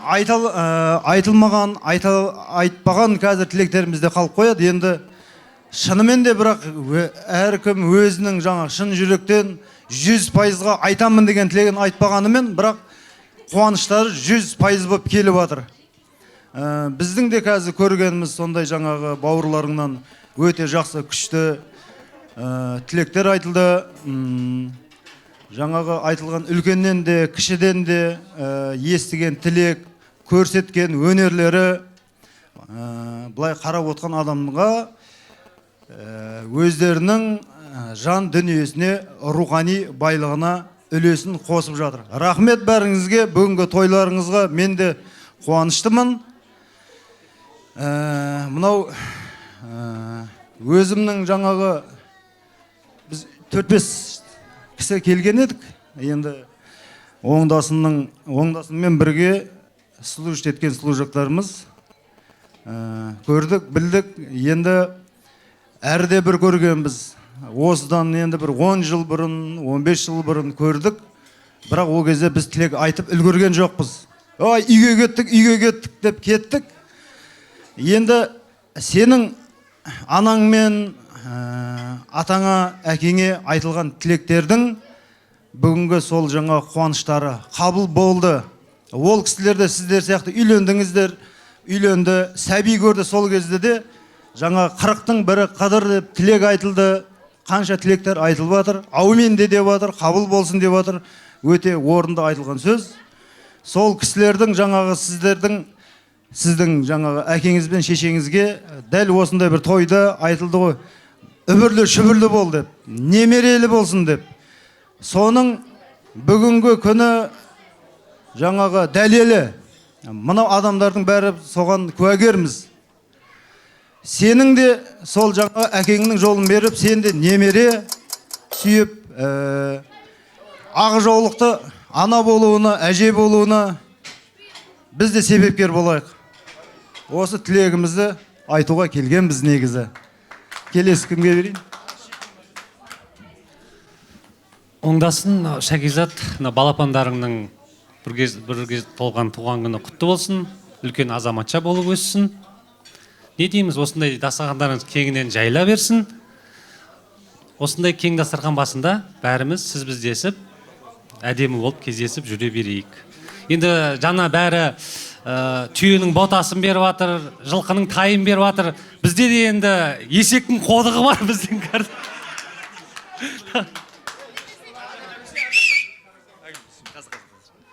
Осындай қисық сөзінен орыннан қалып қойған кластасым осы менің. Бірінші класста қалып қойған бұл, сосын ұятты деп екінші классқа қостырдық енді. Сөз кезек өзіңізде. Ал оңдасын Шәкизат, бүгінгі тойларың құтты болсын. Екі сәбидің сауы берік болсын, үлкен азаматша болсын, Құдай қаласа. Аман болайық, сау болайық барлықтарымызға. Мына бүгінгі Наурыз мейрамдарыңыз құтты болсын. Әрдайым қазағымыздың дастарханы тек қана жақсылыққа жайылсын.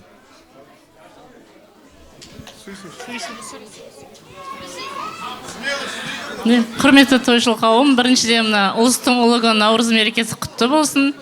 Еліміз аман, жұртымыз тыныш болсын. Оңдасын Шәки, мына балапандардың алғашқы қадамы құтты болсын. Өмір жасы ұзақ болсын, дендері сау болсын, сендердің көз қуаныштарың болсын. Артынан інілері, сіңілдері ере берсін. Балапандардың апалары, әжелері аман болсын. осы балапандардың қызығына тоймай жүз жасап жүре берсін. Сендердің шаңырақтарыңа тек той болсын. Қосыламыз ғой. Бәрекелді, қосылмайтындар бар екен. Құрметті Оқа, Шәки, мынау тойларыңыз құтты болсын.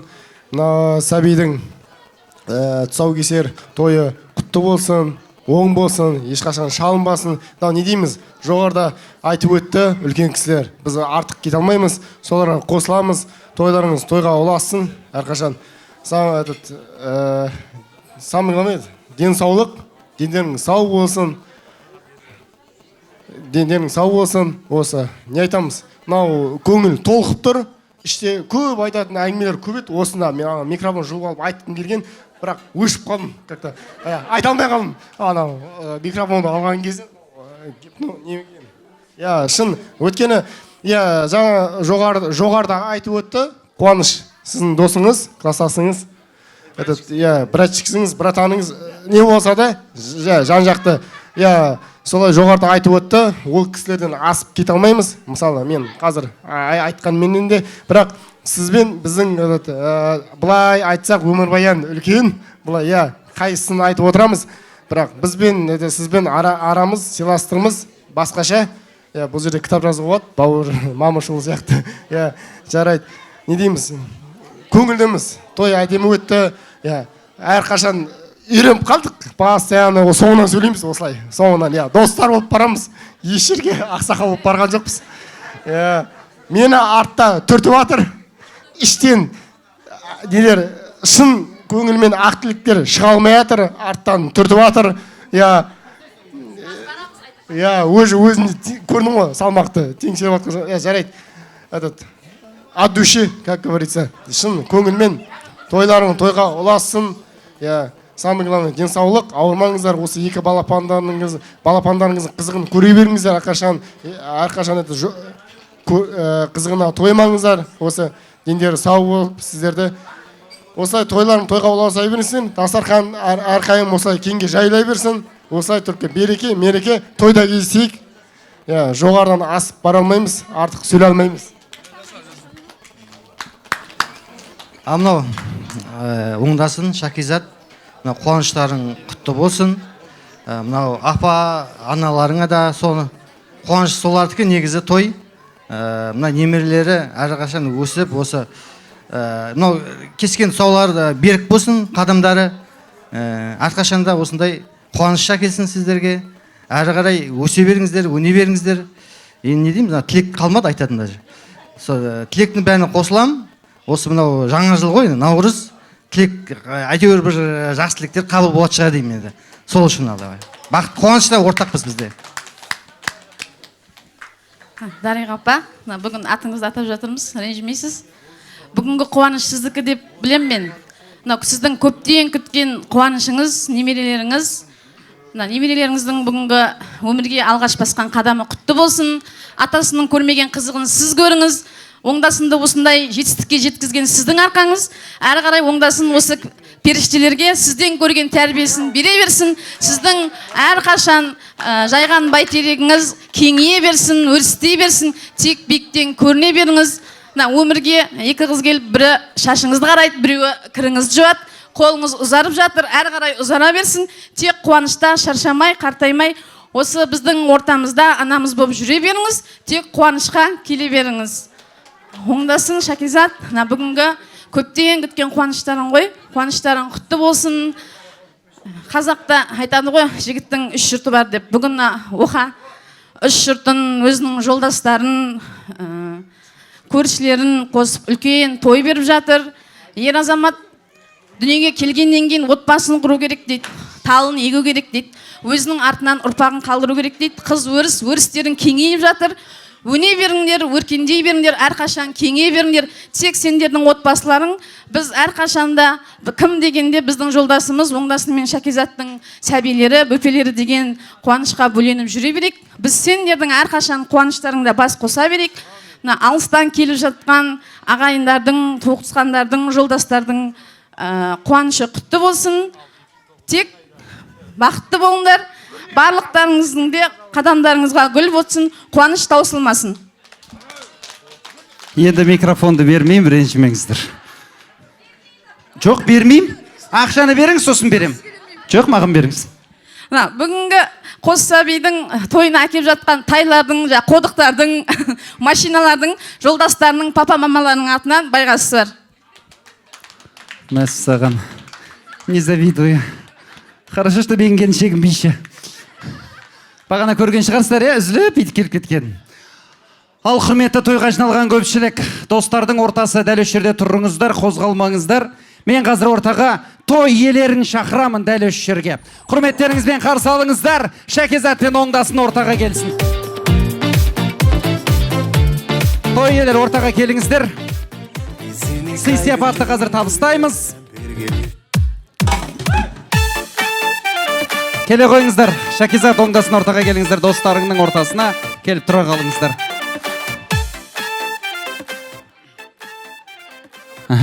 Жоқ, отыратын кез бар әлі. Өзіміз қалып шай ішеміз, сол кезде отырасыз. Ал құрметті, қадірлі тойға жиналған көпшілік, 30 күн ойын, 40 күн тойын жасаған, ат шаптырмаса да, ат шаптырымдай алаңға дастарханын жайып, бар тергенін жиып, сіздерден ақ батасын алуға келген той иелері орталарыңызға келіп жетті. Өмірде ақыл айту ең оңай нәрсе, бірақ орындау өте қиын. Тостың өзі кей кездерде ақыл айту сияқты болып кетеді маған. Ақылдан көрі ақ тілекті арнап жатқан ағайын, тілектеріңіз қабыл болсын. Ендеше сол тілекті бүгін орталарыңызда тапжылмай 6 сағат бойы тыңдаған той иелерінің де алғыс сөзін бір тыңдайық. Қош келдіңіздер, ақ тілексіздерде. Той құтты болсын бүгінгі, тілекпен тарту етейін, жүректен жалап жырымды. Ассалаумағалейкум, тойшыл қауым. Бүгінгі алтын уақыттарында бөліп, мынау біздің Шәкизат екеуміздің қуанышымызға келіп отқандарыңызға мында бір рахмет. Соның ішінде бірінші әуелі Құдай Аллаға рахмет айтам, екіншіден екі анама рахмет айтам.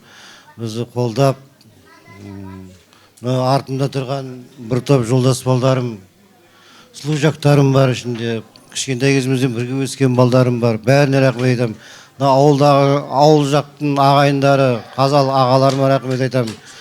Аналарыма, бөлелеріме, қарындастарыма, осы біздің қуанышымызды бөлісіп келген ағайындардың бәріне рахмет айтам. Осы той сіздерге де жұғысты болсын. Кемшілігіміз болса кешіріңдер. Шәкизат екеуміз күнде той жасап отқан жоқпыз. Келесі кемшілігімізді келесі қыздарымыздың тілашар тойыңызда түзейміз деп сөз береміз.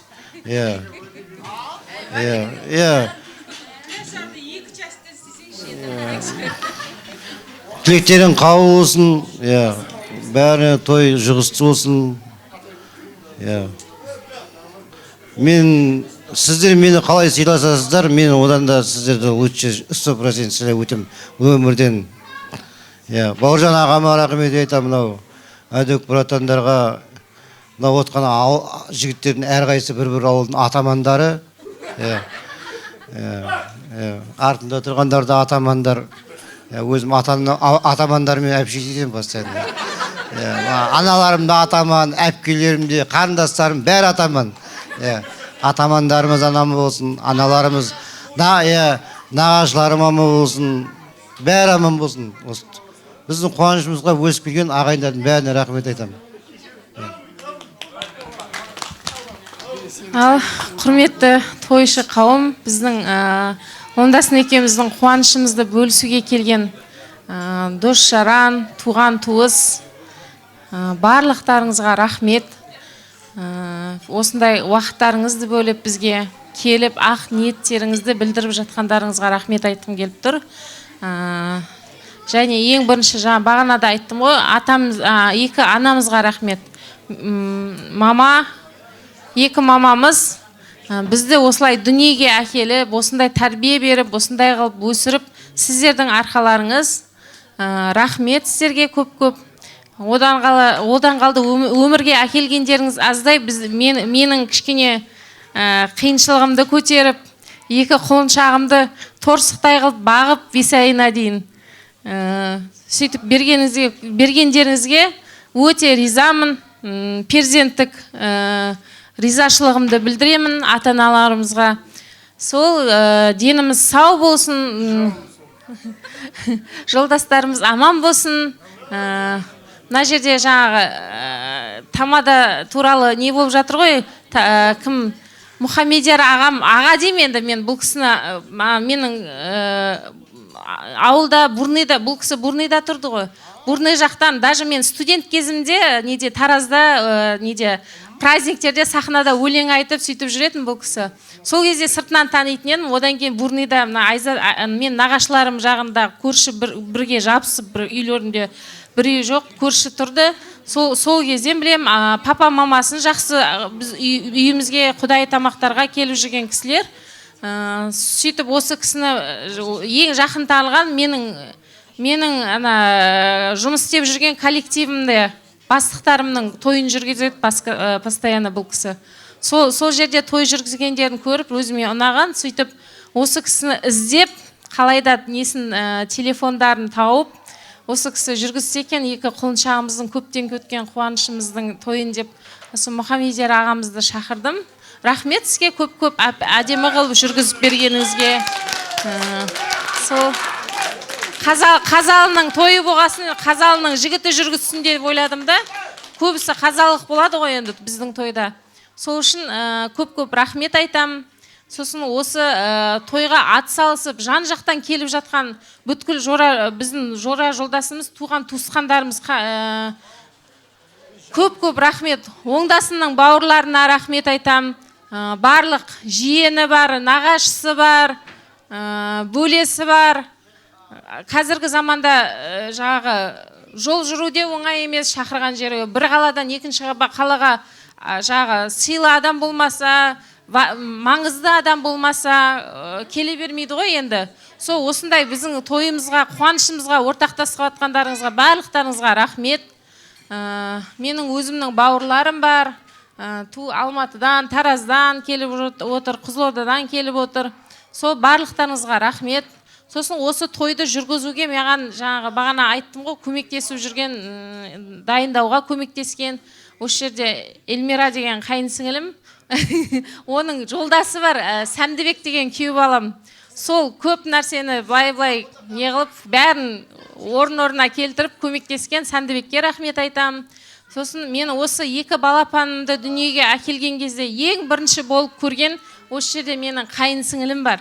Марал деген. Марал қайда? Міне Марал. Марал, саған көп рахмет. Менің қиыншылығымды бөлісіп, қасымда желеп, қолдаушы болып, екі балапанды дүниеге әкелуге көмектескеніңе, қарасып жүргеніңе көп рахмет. Алладан қайтсын барлығы. Өзіңнің де балапандарың аман болсын, тек қана қуанышқа жете бер. Сол Уханың айтады ғой, бәрі қазалық ағаларым бар дейді. Осы ағаларына рахмет, сыйлап, мен жолдасымды сыйлап, тойымызға атсалысып келіп отқандарыңызға. Сол барлықтарыңызға рахмет. Той енді әрбір той бір кемшіліксіз өтпейді ғой, анау-мынау болса, енді кешірерсіздер. Оңдасын айтпақшы, бірінші тойымызда болып жатса, келесі тойымызда қайталамаймыз дегендей.